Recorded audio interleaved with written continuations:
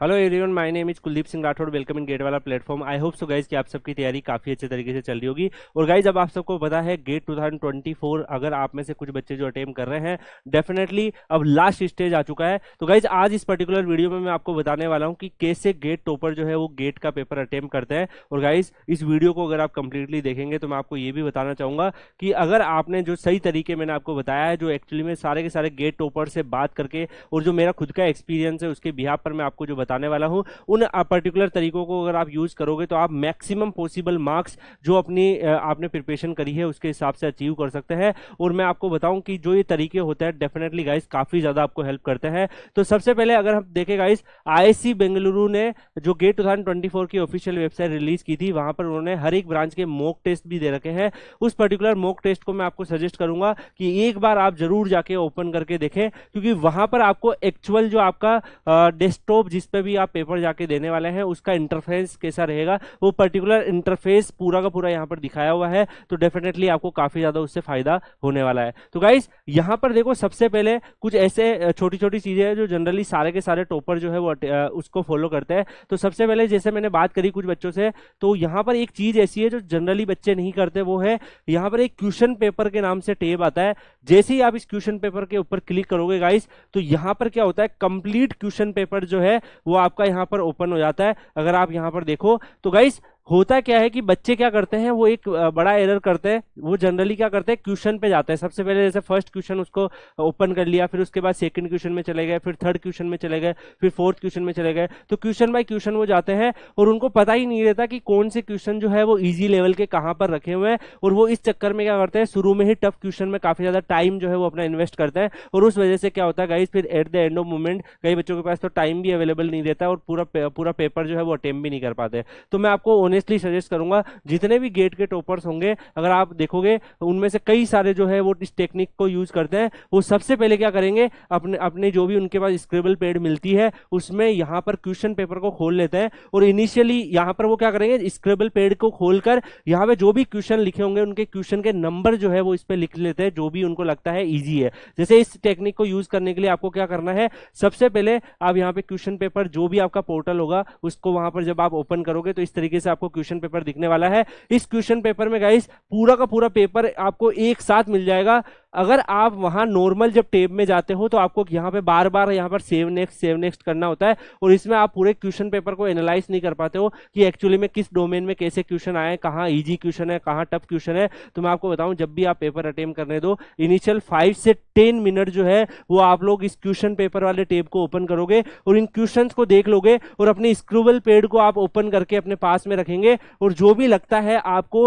Reading करते वक्त कि ये वाला जो क्वेश्चन है यार ये थोड़ा सा इजी पड़ रहा है, इसको तो मैं तुरंत सोल्व कर दूंगा, बस ये वाला फॉर्मूला लगेगा, ये वाले स्टेप्स फॉलो होंगे और तुरंत मेरा आंसर आ जाएगा। उन क्वेश्चंस को गाइज आप लोग क्या कर सकते हैं, सबसे पहले अटेम्प्ट कर सकते हैं। जैसे मेरे को देख के लग रहा है क्वेश्चन नंबर 3 जो है ये थोड़ा सा मेरे लिए इजी है, तो मैंने स्क्रिबल पैड में एक छोटा सा रेक्टेंगल टाइप का बॉक्स बना लिया शुरुआत में ही, वहां पे मैंने मार्क कर दिया क्वेश्चन नंबर 3 जो है मुझे पहले अटेम्प्ट करना है। तो उससे क्या होगा गाइज, आप लोग शुरुआत में अगर इस तरीके से करेंगे, मान लो 3rd क्वेश्चन आपको इजी लग रहा है, उसके बाद आपको 7th वाला जो क्वेश्चन है ये थोड़ा इजी लग रहा है, तो आप इसका वहां पे मार्क कर लोगे। ऐसे आप अपने पूरे पेपर को एक बार रीड भी कर लोगे तो गाइज उससे क्या होगा कि सारे के सारे जो क्वेश्चंस है वो आपका ओवरव्यू आपके माइंड में बन जाएगा। और मैं आपको बताऊं गाइज, एक तरीका ये होता है कि आप सबसे पहले क्या करो कि क्वेश्चन बाय क्वेश्चन जाओ, उसमें आपको पता भी नहीं होता पीछे कौन सा क्वेश्चन है, और जब आप क्वेश्चन पे पहुंचते हो तब आपका दिमाग उस पर्टिकुलर टास्क के ऊपर फोकस करना शुरू करता है। फिर आपके फॉर्मूले की जो न्यूरॉन्स जो आपने बनाए हैं,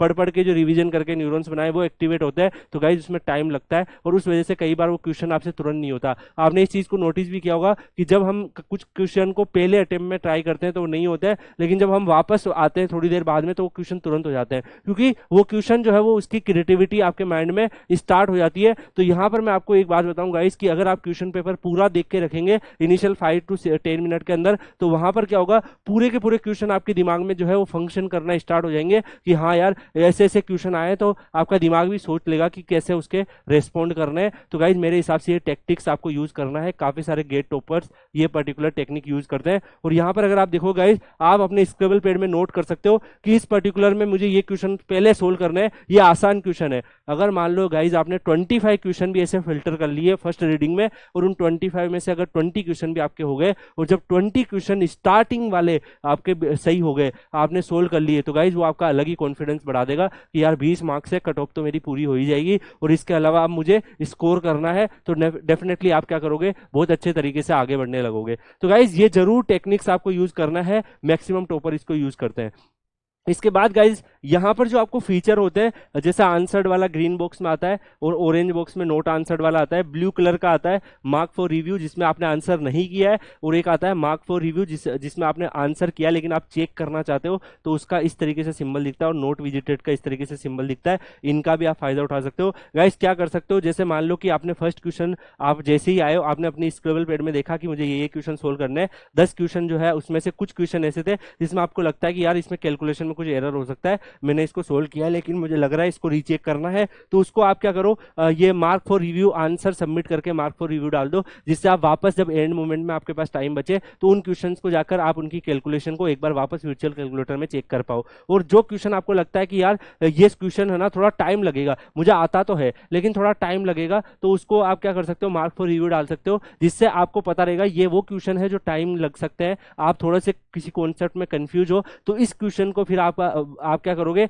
जब ये वाले क्वेश्चन भी आपसे सोल्व हो जाए, चेक हो जाए, तो ये इन क्वेश्चंस को आप अटेम्प्ट करोगे। और बाकी ऑरेंज बॉक्स तो आपको पता ही है, नोट आंसर्ड वाले आपको सीधे ही दिख जाते हैं, उसमें आप वो क्वेश्चन रख सकते हो जो बिल्कुल भी आपसे सोल्व नहीं होते हैं, तो उनको आप सबसे आखिर में सोल्व करेंगे। तो गाइज ये सारे टेक्टिक्स जो है मैंने भी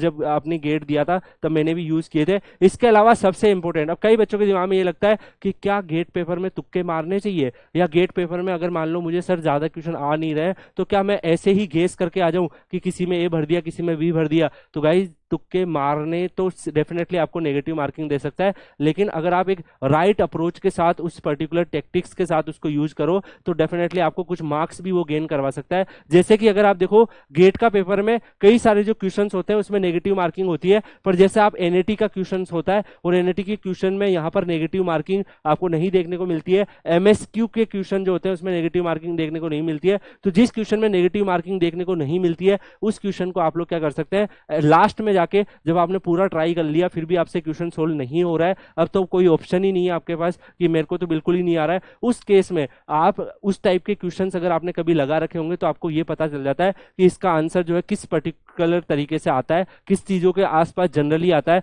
जैसे अगर आप देखो मैकेनिकल के स्टूडेंट है उनको पता होगा ऑटो साइकिल डीजल साइकिल की जो एफिशिएंसी होती है उनका आंसर जो है एक रेंज के अंदर ही आता है। तो ऐसा नहीं कि वहां 90% आंसर फिल करके आ गए आप डीजल इंजन की एफिशिएंसी में, आप 40 से लेके 60 के बीच में कुछ गेस करो। तो अगर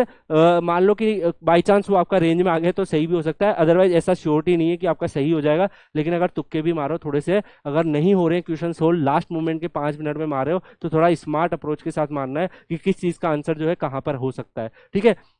इसके अलावा भी अगर आप देखो गाइस पेपर में मैं आपको ये सजेस्ट करूंगा पेपर अटेम्प्ट कैसे करना चाहिए। आप 3 राउंड में पेपर का अटेम्प्ट करने की कोशिश करिए। फर्स्ट राउंड में आप लोग जो मैंने आपको बताया स्क्रिबल पैड में जो आप इजी क्वेश्चन जो आपको लगता है आप इजीली सोल्व कर सकते हैं उसको जो आपने नोट किया है जब पेपर को देखकर, तो सबसे पहले उन क्वेश्चंस को आप सोल्व करो। उसके बाद आप क्या करेंगे गाइस, जो आपने मार्क फॉर रिव्यू डाल रखे हैं क्वेश्चन की जो आपको लगता है आप थोड़ा टाइम देके सोल्व कर सकते हैं, फिर आप उनको सोल्व करो और लास्ट में आप गाइस उन क्वेश्चन को सोल्व करो, उन क्वेश्चन में ट्राई करो जो आपको बिल्कुल ही लगता है कि यार ये थोड़ा टफ है और मैं शायद इनको सोल्व ना कर पाऊं। तो 3 राउंड में करो और थर्ड राउंड के बाद गाइस ऑलमोस्ट आप 10 to 15 मिनट रखो जिसमें आप जिस क्वेश्चन में आपको लगता है आपको कैलकुलेशन को रीचेक करने की नीड है तो आप उसमें रीचेकिंग कर लो। ठीक है, उसमें आपको रीचेकिंग में क्या क्या चीजें रीचेक करनी है, एक चीज आप ये रीचेक करोगे कि जो यूनिट में आंसर पूछा है क्या आपने उसी में सबमिट किया है, क्या कोई यूनिट एरर तो आपका नहीं हो गया है, क्या क्लियरली देखना। क्योंकि गाइस होता क्या है, मैंने जब गेट दिया था 2 से 3 क्वेश्चन मैंने भी पकड़े थे जिसमें आंसर सेंटीमीटर में पूछा है लेकिन कैलकुलेशन होके मीटर में आ रहा था और मैंने मीटर में ही फिल कर रखा था, लेकिन बाद में मुझे दिखा कि सेंटीमीटर करना था